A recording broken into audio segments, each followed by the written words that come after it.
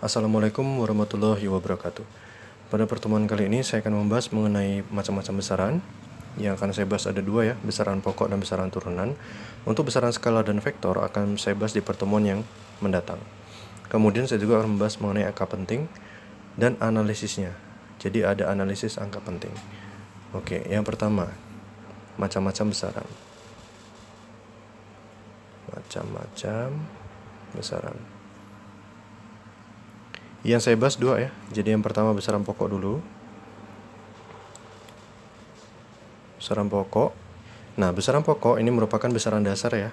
Besaran dasar yang dijadikan acuan bagi peneliti terdahulu untuk menentukan bahwa suatu persamaan itu sifatnya linear. Artinya, dimensi yang di ruas kiri akan sama dengan dimensi yang ruas kanan.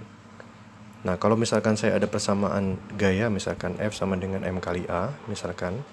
Nah, ruas kiri dan ruas kanan ini harus memiliki dimensi yang sama. Nah, cara menentukan dimensi yang sama didasarkan pada besaran pokok. Nah, apa itu dimensi? Nanti kita akan ke sana. Besaran pokok. Yang pertama yang sering dipakai adalah ya, massa. Jadi berbeda antara massa dengan berat ya. Kalau berat itu termasuk gaya, kalau massa ini itu inersia atau konstanta inersia, bukan inersia, konstanta inersia. Nah, massa satuannya adalah kilogram. Ini SI ya. SI adalah standar internasional. Kemudian dimensinya adalah, kalau nulis dimensi seperti ini ya, kotak ini, kemudian M. Dimensinya adalah M besar ini. Atau kalau diartikan maksudnya itu adalah mass, MASS, atau massa. Nah, kemudian yang kedua, ada panjang. Satuan dalam SI-nya adalah meter ya. Kemudian dimensinya adalah L. Ini bahasa Inggris ya, length. Kemudian yang terakhir yang akan saya bahas adalah waktu. Satuan SI-nya adalah sekon atau detik. Bisa juga dituliskan SEC.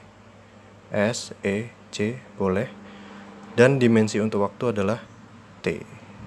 Ya, seperti itu ya. Jadi T itu adalah time atau waktu.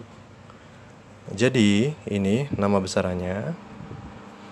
Ini deretan ini, kilogram, meter, sekon, detik, atau tulisannya seperti ini. Ini adalah satuan SI. SI standar internasional, dan yang M, L, T ini merupakan dimensi. Nah, kenapa saya bilang ini yang paling sering digunakan? Misalkan seperti ini. Kalian ingin mengukur panjang ya, mengukur panjang suatu benda. Atau misalkan kalian punya tanaman di rumah, kalian ukur panjang tanaman itu menggunakan mistar.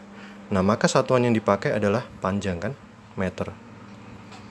Nggak mungkin kalian mengukur panjang dari tumbuhan itu menggunakan luasan, kan nggak mungkin. Panjang otomatis kita menggunakan besaran pokok. Nah, kemudian yang kedua, besaran turunan. Besaran turunan misalkan seperti ini. Ini kan tiga ini sering dipakai ya, saya bilang tadi ya. Misalkan yang pertama adalah luas. Ya, luas ini namanya ya, namanya. Kemudian satuan dalam SI-nya adalah meter persegi. Nah, dimensinya luas itu kan turunan dari panjang. Ya kan? Sisi kali sisi itu luas, maka meter persegi, maka L ini tulis L juga, meter ya L, tapi ada pangkat 2-nya, tulis pangkat 2. Nah, kemudian apalagi? Volume ya kan. Nah, volume, satuan SI-nya apa? Meter pangkat 3, meter kubik. Nah, dimensinya L pangkat 3, seperti itu. Kemudian di fisika juga ada yang namanya kecepatan ya. Kecepatan dulu, kecepatan. Satuan SI-nya adalah meter per sekon atau meter per detik. Nah, untuk dimensinya seperti apa? M itu kan dari meter ya, panjang nih, maka dia L ya kan. Per sekon. Sekon itu kan waktu ya tadi. Nah, L per T seperti ini. Atau boleh kalian tuliskan seperti ini.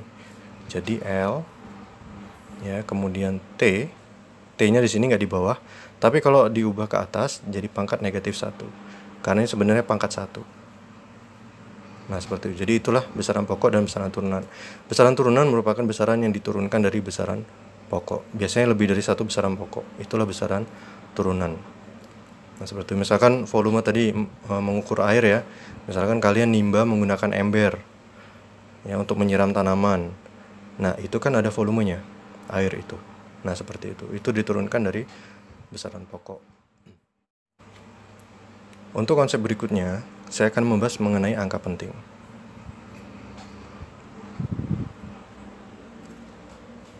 Angka penting itu ada beberapa syarat ya. Jadi misalkan syarat yang pertama adalah angka 0 di belakang angka bukan 0.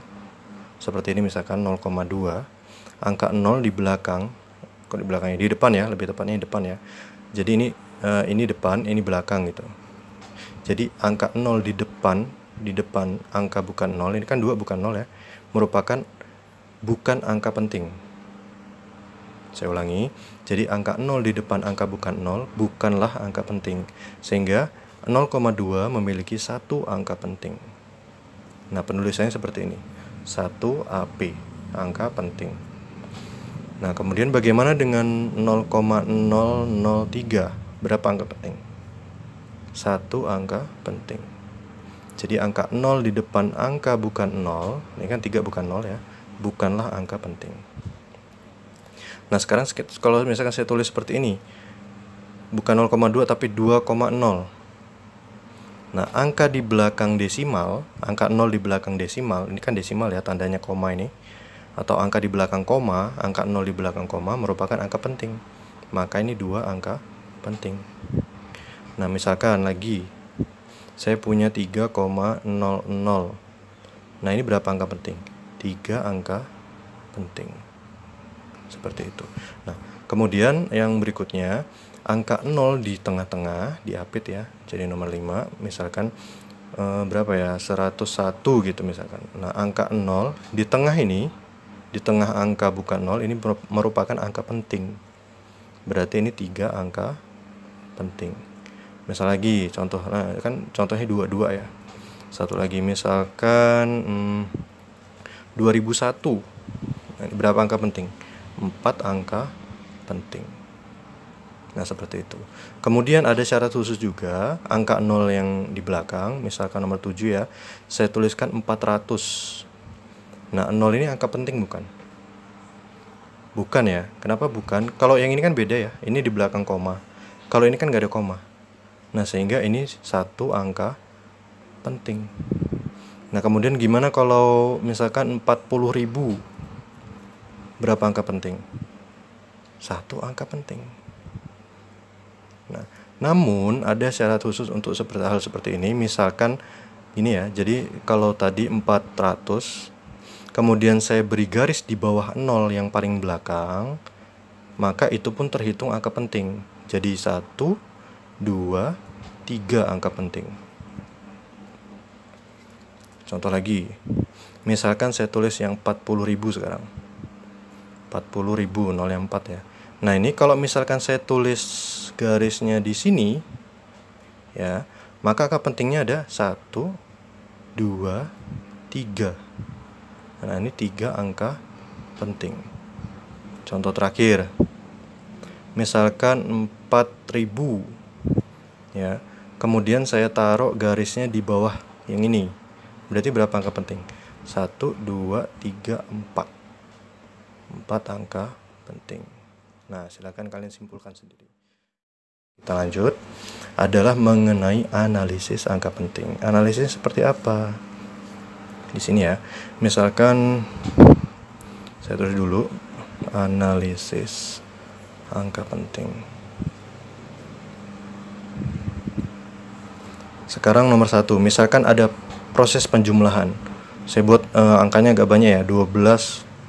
Ini 2 ya, 12 ya, 12,456 misalkan, ditambah dengan 4,5 misalkan.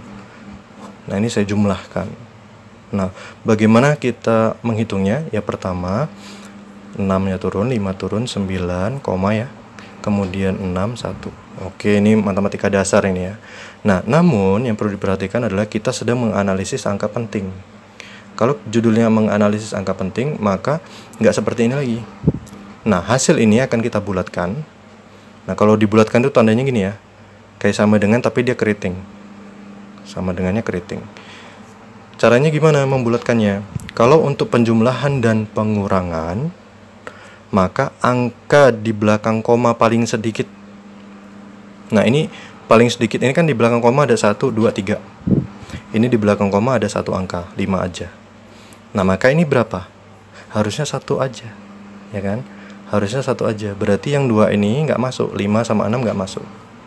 Harusnya 16,9.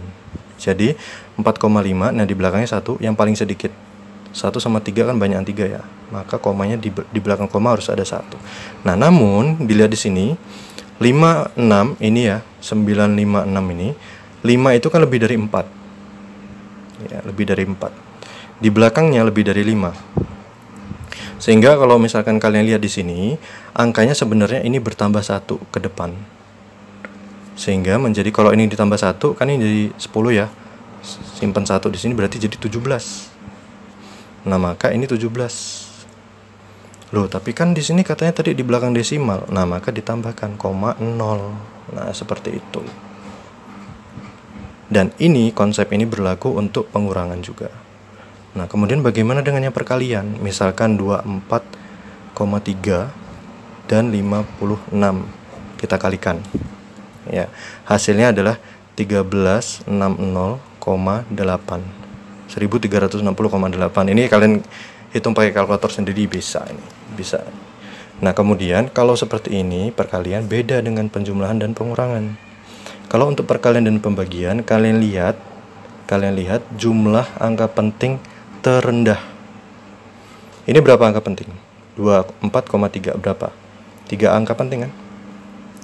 Yang 56 ini berapa angka penting? 2 angka penting kan? Nah, maka di sini harus berapa? Yang paling dikit 2. Maka di sini harus 2 angka penting. Nah, ini kan 1 2 3 4 5. Wah, masalah ini. Gimana caranya mengurangi menjadi 2? Nah, caranya adalah seperti biasa menggunakan ini sama dengan keriting ini. 1,3608 ya kan? Jadi komanya dimajukan. Maka ini dikali berapa? 10 pangkat berapa? 1 2 3. Berarti pangkat 3. Nah, setelah ini 1 2 3 4 5 lah, tetap masih banyak tuh. Nah, caranya dibulatkan lagi. Jadi sama dengan keriting lagi 1, nah di belakang 3 ini kan 6 ya. Jadi lebih dari 5 malah. Nah, dibulatkan 1 ke depannya, berarti 1,4. Nah, maka sudah 2 angka penting. 1,4. 1 dan 4 angka penting. Maka dikali 10 pangkat 3. Nah, seperti ini caranya. Ini pun berlaku untuk pembagian. Konsep terakhir ya. Untuk misalkan akar sekarang. 4 ya, 4 aja. Tadi udah saya hitung soalnya. Akar 48,6. Nah, ini kalau kalian hitung hasilnya adalah 6,9713700 sekian. Banyak banget nih. Kalong tripod nih. Nah, ini dia. Jadi 48,6 ini diakarkan hasilnya ini. Nah, kemudian kalau misalkan kalian lihat di sini ya, ini biasa sama dengan keriting. Ini kan ada 3 angka penting. Maka hasil ini pun kita ubah menjadi 3 angka penting. Nah, ini lebih mudah lagi kalau yang ini. 6, lihat kan di belakang 7 ini kan 1 ya. Maka nggak usah ditambahkan di depannya. Jadi 97. Nah, ini udah 3 angka penting, 1 2 3. Ini udah 3 angka penting. 1 2 3. Nah, kemudian kalau kalian lihat di sini ya, 1,4 dikali 10 pangkat 3. 10 pangkat 3. Angka di depan ini namanya mantisa. Yang di belakang merupakan ordo. Nah, bentuk seperti ini disebut sebagai notasi ilmiah. Nah, seperti itu. Oke, semoga semoga pembelajaran pada hari ini bermanfaat.